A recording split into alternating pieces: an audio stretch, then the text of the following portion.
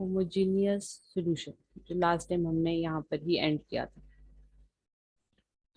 Okay, another question related to that. Y of n minus 0.25 y of n minus 2 is equals to 3x of n. Find homogeneous solution of the given difference equation.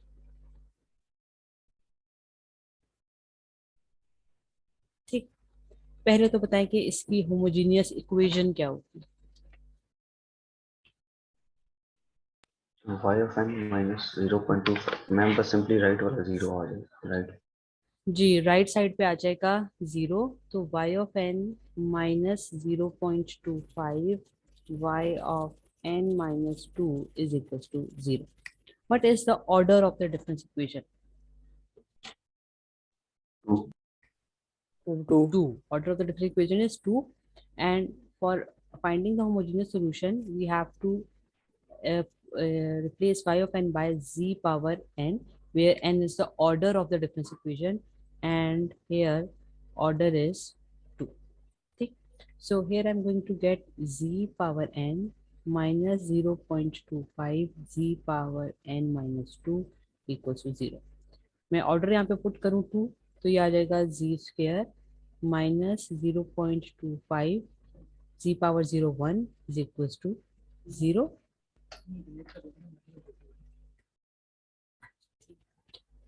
So this is going to be, अगर मैं इसके roots generate करूँ तो 0 minus 0.5 into z minus 0.5. ऐसा ही है.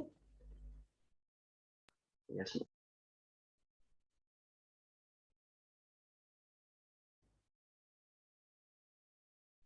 ठीक. तो यहाँ पे z1 is equals to 0.5, z2 is also equals to 0.5. Ma'am एक में प्लस नहीं आएगा. सॉरी, दोबारा बोलिए. मैम दोनों प्लस का स्क्वायर नहीं है मैम. हाँ हाँ, सॉरी सॉरी सॉरी. इसको erase करना.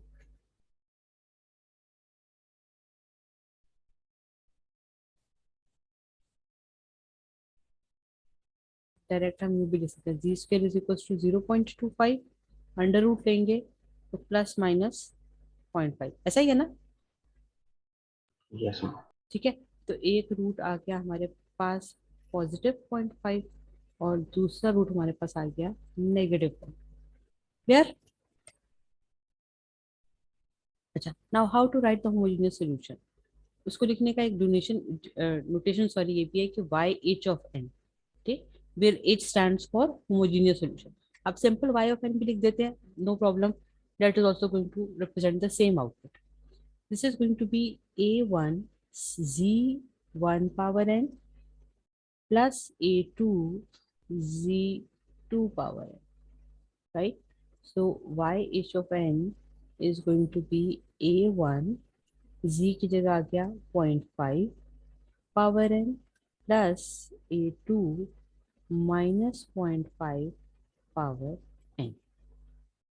ठीक. क्लियर है यहाँ तक. Yes ma'am. ओके जी, let's move on to the next topic which is very very important, DTFT, which stands for discrete time Fourier transform, जो कि आपने सिग्नल एंड सिस्टम्स में चैप्टर 5 में पढ़ा था. By notation we are going to represent it by x of e power j omega. ठीक. x of e power j omega by definition is a summation x of n e power minus j omega n. And the inverse Fourier transform, that is in order to find the time domain signal from the frequency domain signal, this is 1 over 2 pi minus pi to pi x of e power j omega e power j omega n d omega. ठीक.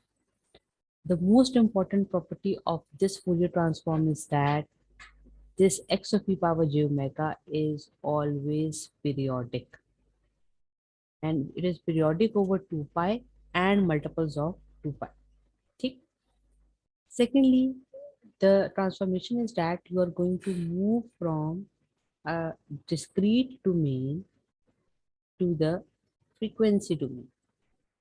Here, the signal is discretized, but the spectrum you are going to get in the frequency domain, that is in fact a continuous signal. उसमें discretization नहीं हुई.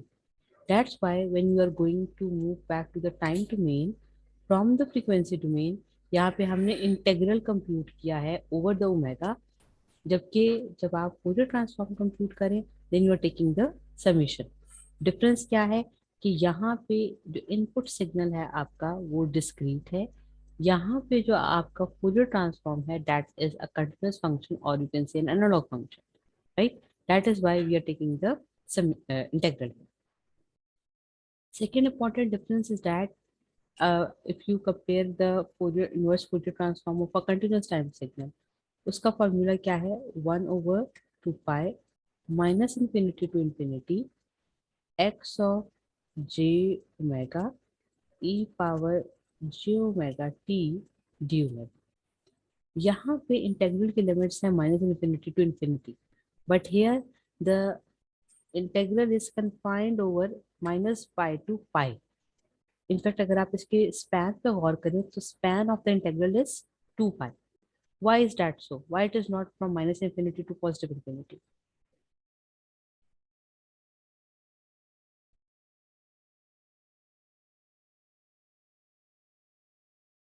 Can anyone tell me?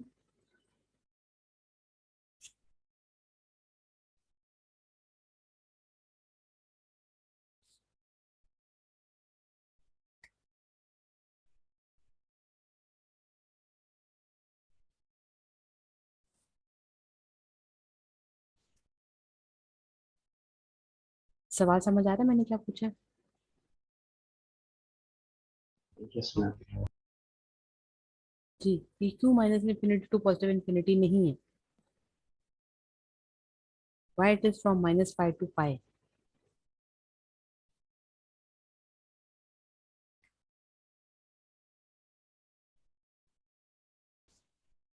Reason is that x of e power j omega is periodic, and being periodic we are going to take one copy of the spectrum from minus pi to pi.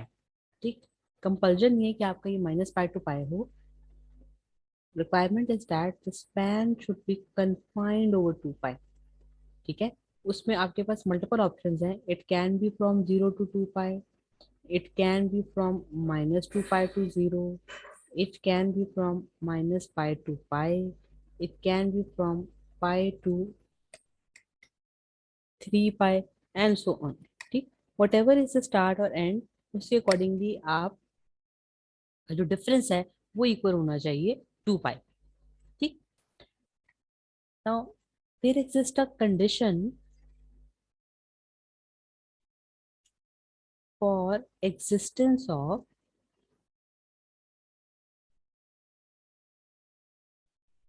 X of E power J, यानी X of E power J omega किन specific signals के लिए exist करता है और किन specific signals के लिए वो एग्जिस्ट ही नहीं करता, अनडिफाइंड हो जाता है. ठीक. कंडीशन क्या है उसकी कि we have to take a summation from minus infinity to infinity. बेशक के ले लें एन ले लें कोई फर्क नहीं पड़ेगा उससे. And if this summation converges, that is it results in a value which is less than infinity, then x of e power j omega exist. ठीक. इस कंडीशन को हम कहते हैं कि this given discrete time signal is absolutely summable, which is going to ensure uniform convergence. आपका signal diverge नहीं कर रहा, rather it is converging, or in other words you can say this is absolutely summable, and we can also say it is a stable signal. ठीक है, तो ये तीनों एक ही चीजें हैं कि अगर उसका discrete time Fourier transform exist करता है, उसका मतलब क्या है कि आपका गिवन सिग्नल एब्सोल्युटली समेबल था. In other words you can से इट वाज अ स्टेबल. यानी ये अगर आपको कंपेयर करें इसको उस कंडीशन के साथ जो हमने स्टेबिलिटी के लिए चेक की थी, and we applied it over the impulse response, ये सेम वही फॉर्मूला है. फर्क सिर्फ क्या है कि एच की जगह यहाँ पर एक्स आ गया. कोई भी सिग्नल है जिसका आप फूरियर ट्रांसफॉर्म लेने जा रहे हैं. So absolutely summable means it is also stable.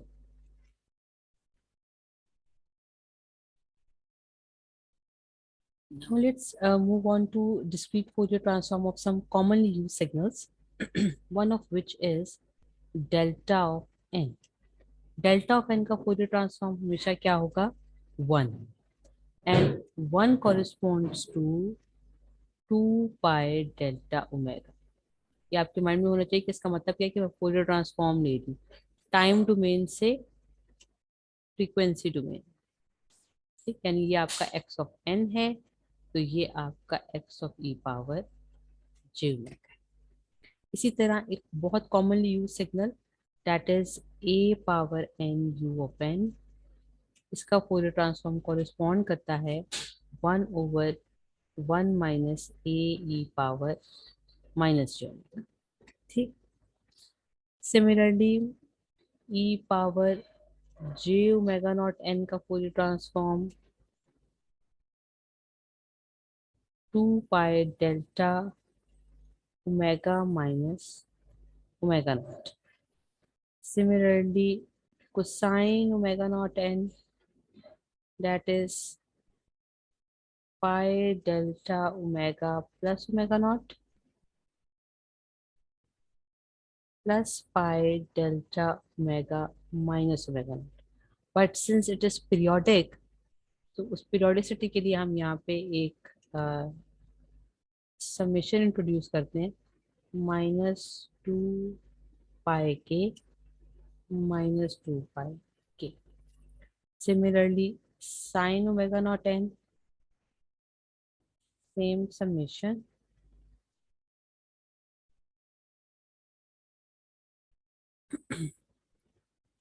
pi by j delta omega minus omega naught -2 pi k, sorry, minus pi by j delta omega plus omega naught -2 pi k. ठीक.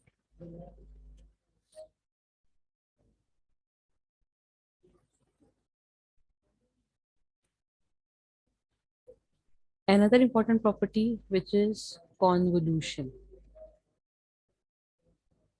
According to convolution property, if any two signals are convolved in the time domain, say अगर मैं specifically input और impulse response को ले लूं, then convolution is always replaced by multiplication in the frequency domain. That is h x of e power j omega multiplied by h of e power j omega. ठीक. Now this y of n, x of n convolved with h of n is equivalent to y of n. So I can say y of e power j omega is equals to x of e power j omega multiplied by h of e power j omega. From here, I can write h of e power j omega is y of e power j omega divided by x of e power j omega.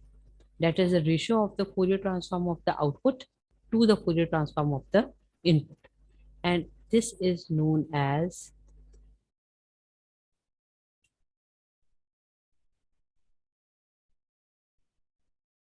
frequency response. Time domain में इसको क्या कहेंगे? Impulse response. Frequency domain में frequency response. Right. Another property that is just the reverse of convolution, which is multiplication. Any two signals, say x1 of n times x2 of n, that are multiplied in the time domain. Upon taking the Fourier transform, we are going to have 1 over 2 pi x1 of e power j omega convolved with x2 of e power j omega, right? Product time multiplication is always replaced by convolution.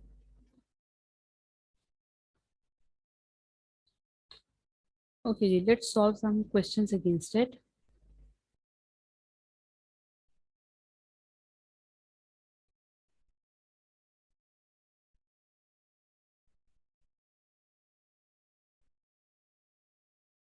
We are given with a signal x of n, which is a power n u of n minus 5, and find x of e power j omega, right?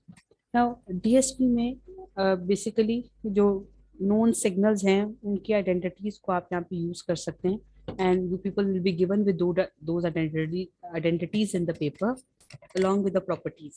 ठीक, आपको just वो property apply करने का और वो identity use करने का method आना चाहिए. सिग्नल हमारे पास है a power n u of n minus 5.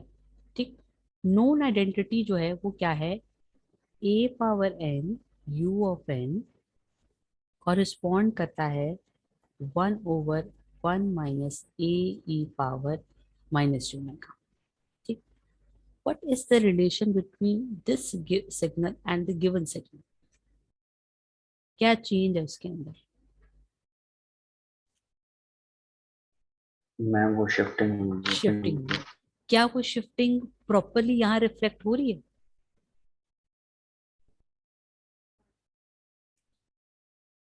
Am I getting a shifted version of a power n u of n?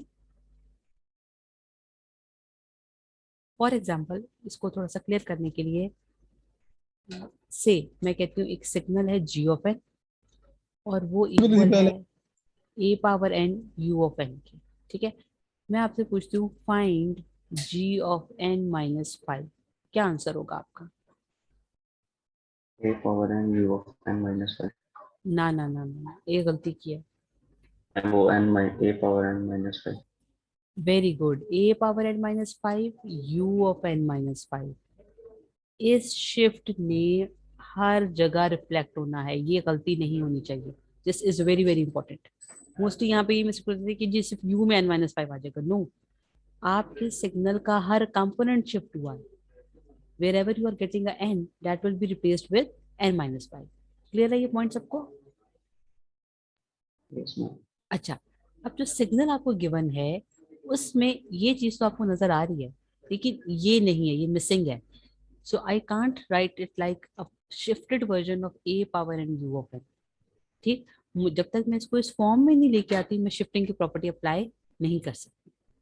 So how to do it?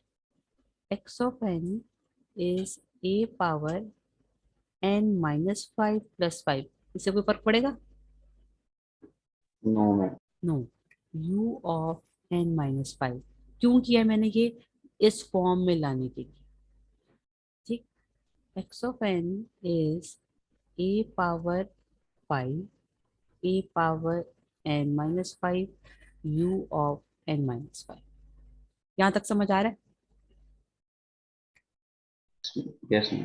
ठीक, this a power 5 is acting as a constant, right? Now how to write x of e power j omega? दो चीजें यहाँ use होंगी, एक तो ये identity और second है shifting property, which is n minus n naught correspond to x of e power j omega times e power minus j omega n naught. अगर ये हमने प्लस शिफ्ट किया होता, इन लेफ्ट शिफ्टिंग की होती, तो यहाँ पे प्लस साइन आ जाए. ठीक, अच्छा, अब देखिए पहले हम लिखेंगे x of e power j omega, यानी कि signal itself a power n u of n जो है उसका फोरियर ट्रांसफॉर्म क्या है, and then this shift will be reflected by a multiplication with an exponential term. ठीक, so this is a⁵ constant है, उसको मैं एज इट इज लिख रही हूँ। इस चीज के ऊपर मैंने शिफ्टिंग और आइडेंटिटी अप्लाई करनी है। सो 1/(1 - a e⁻j⁻) टाइम्स, बोलिए क्या लिखूं?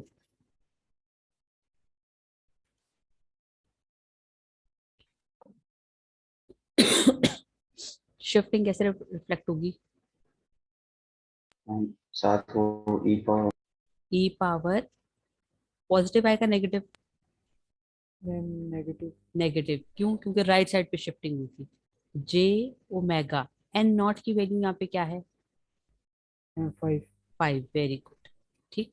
सो ये है आपका x(e⁻j⁻), और ये है शिफ्टिंग की वजह से। क्लियर है ये चीज?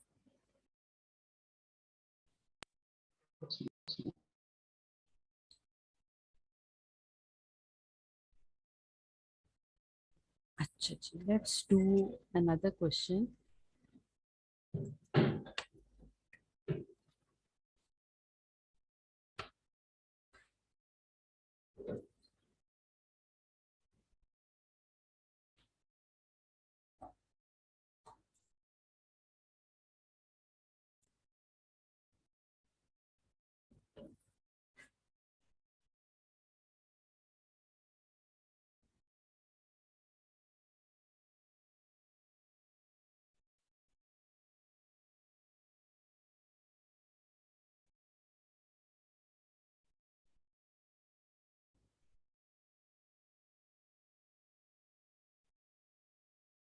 ये सॉल्व करें जरा, फिर मुझे बताएं।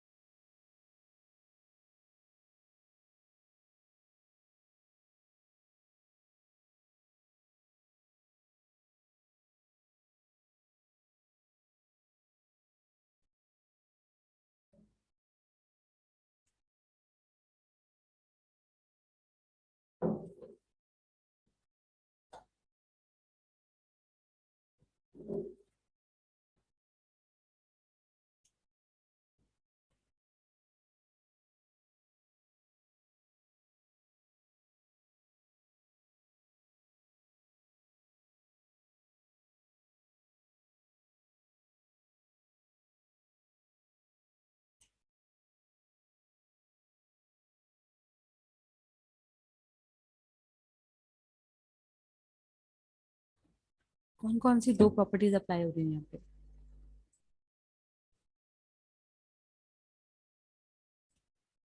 मीटिंग एंड हो तो प्लीज रीज्वाइन कर लीजिएगा। जी जल्दी से बताएं। मैम शिफ्टिंग हो रही है। शिफ्टिंग हो रही है, और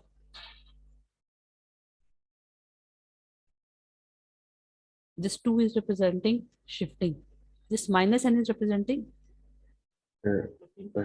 रिवर्सल फ्लिप भी हो रहा है। flipping, flipping reversal। ठीक है।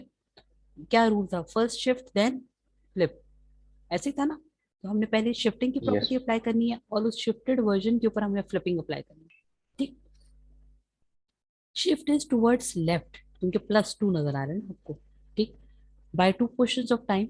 सो मैं शिफ्टिंग के अकॉर्डिंगली लिख रही हूँ इसको भी फर्स्ट स्टेज पे, से g(e⁻j⁻), लेकिन डेफिनेटली उसका फाइनल फॉर्म नहीं है। Just applying the property of shifting, this is going to be x(e⁻j⁻) times e⁻2j⁻।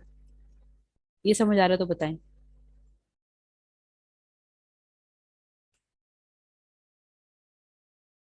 Yes ma'am ठीक। ये फोरियर ट्रांसफॉर्म x का, और इस 2 की वजह से ये शिफ्ट आ गया e⁻+2j⁻0, because n not here is 2। Now applying the property of flipping है। फ्लिपिंग क्या डिमांड करती है कि x(n) अगर कॉरिस्पॉन्ड कर रहा है x of e power j omega को, then x of minus n is going to correspond to x of e power minus j omega. That is, omega will be replaced by minus omega. So now applying, flipping on the shifted version, this omega will be replaced by minus omega. Every omega will be replaced by minus omega. ये गलती नहीं करनी कि सिर्फ यहाँ पर आप minus omega से रिप्लेस करें, x of E power j omega भी रिप्लेस होगा e power minus j omega से। क्यों? क्योंकि आप शिफ्टेड सिग्नल को फ्लिप करें, and every element of it is being flipped. Now writing the value of x of e power j omega here, this is going to be e power j omega ये था, x sorry x of e power j omega ये था, तो x of e power minus j omega क्या होगा? Again minus, हर omega जो replace हो जाएगा माइनस ओमेगा से. So this is going to be e power j omega sine of minus 5 omega by 2, और ये जो शिफ्टिंग की वजह से आया था ये एज इट इज यहाँ पे. ठीक, एक्सपोनेंशियल टर्म्स को अगर कंबाइन करें, then this is going to be e power minus j omega sine of minus 5 omega by 2. Sine of minus theta किसके इक्वल होता है? Minus theta, minus sine of theta. Minus. ठीक, तो ये negative sign यहाँ आ गया, e power minus j omega sine of 5 omega by 2. This is the final form of g of e power j omega. Clear है?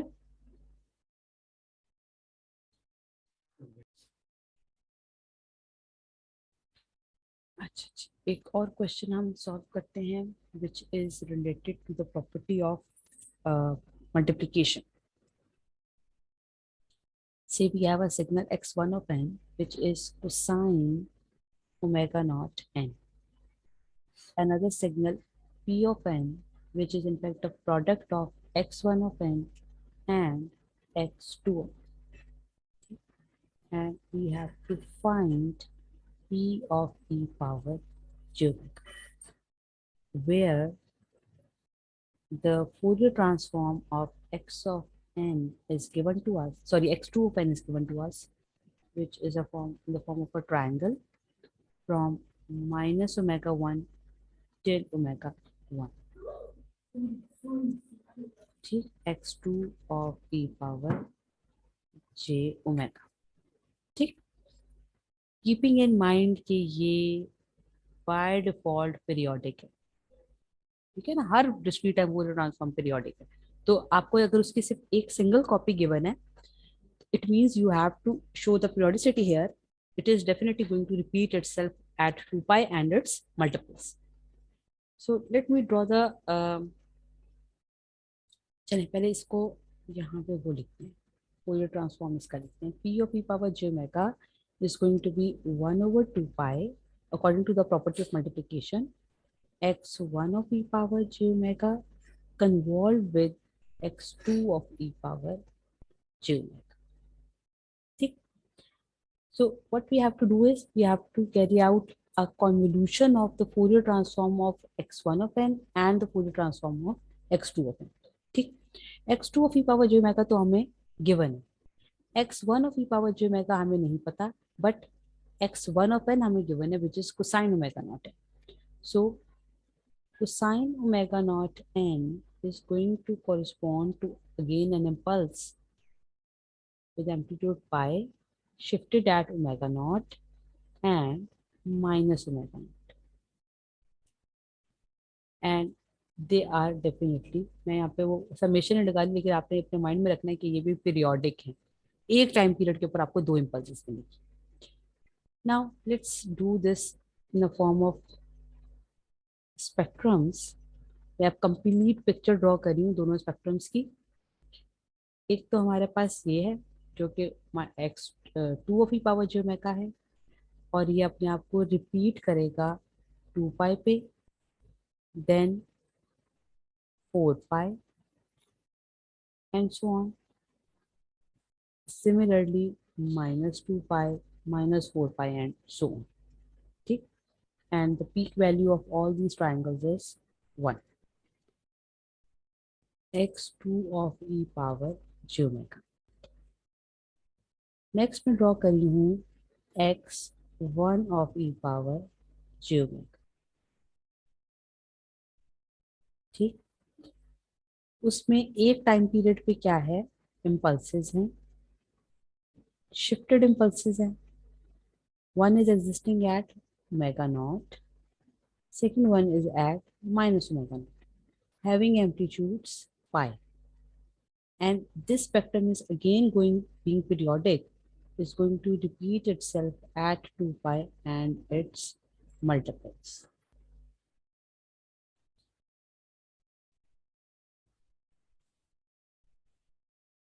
ये values बताएं जरा मुझे क्या होंगे.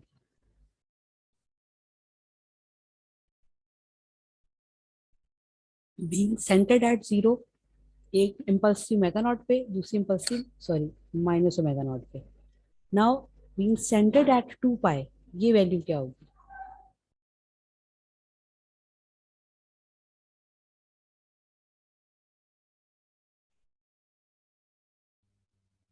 यहाँ से डिफरेंस कितना है ओमेगा नॉट का, सो this is 2 pi plus omega naught, 2 pi minus omega naught.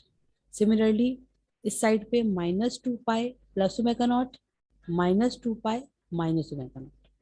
ठीक, अब हमने इन दोनों स्पेक्ट्रम्स को कन्वॉल्व करना है.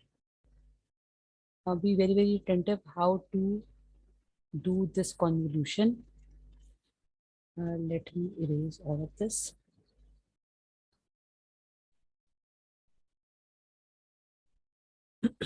क्योंकि दोनों सिग्नल्स हमारे पास यहाँ पे पीरियोडिक है.